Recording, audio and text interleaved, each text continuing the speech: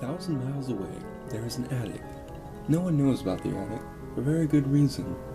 If you were standing outside the building the attic is in, you'd be hard-pressed to find the courage to enter the crumbling, ragged building.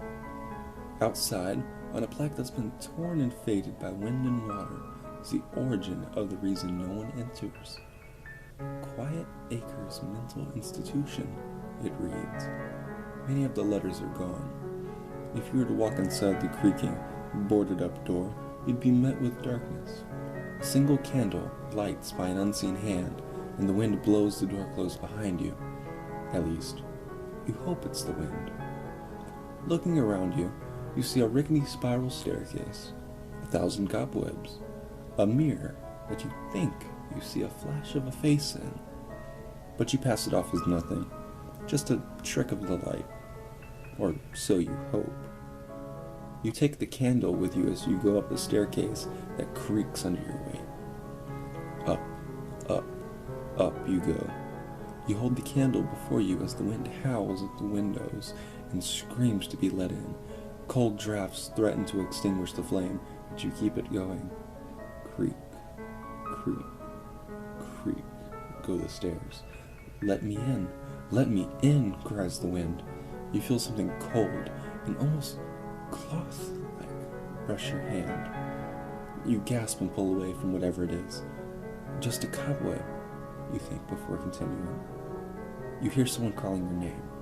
You whip your head around, looking frantically. There it is again. A voice like a breath calls your name, coming closer and closer. You scream and run the first way your feet go forward. Your name is called again, and you can hear the insanity as it laughs. You're getting closer and closer to the attic. A door creaks and falls down before you. The voice calls your name again, sounding but a few paces behind you. You vault over the door and run through the cobwebs. Your heart is pumping, beating so you'll think it'll just burst out of your chest.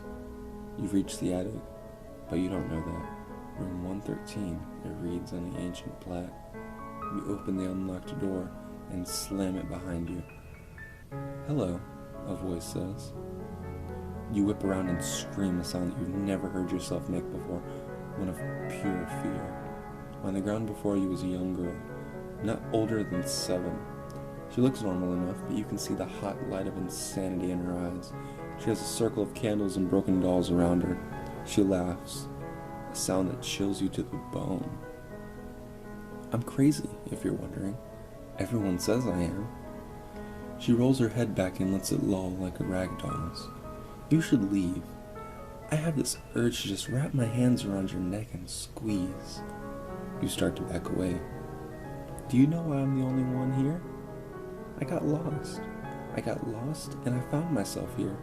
I couldn't unlock the door and I starved. She smiles sweetly. Would you like to stay with me? We can be insane together. You find the window behind you and freeze as the little girl walks towards you slowly. Or you can fall. Either way. Suddenly she seems to fly towards you. Her face, as blank as a sheet over a ghost, has no eyes, no features. Join me, she hisses somehow. You wordlessly shake your head and take a final step backwards. The little girl laughs as you stumble and pitch backwards as you fall. Down, down, down. You watch as the little girl smiles as you fall, as the candles fade into darkness. Then you feel a terrible crunch, and everything goes dark. Next time someone enters the Quiet Acres Mental Institution, you call their name, haunt their minds, and never let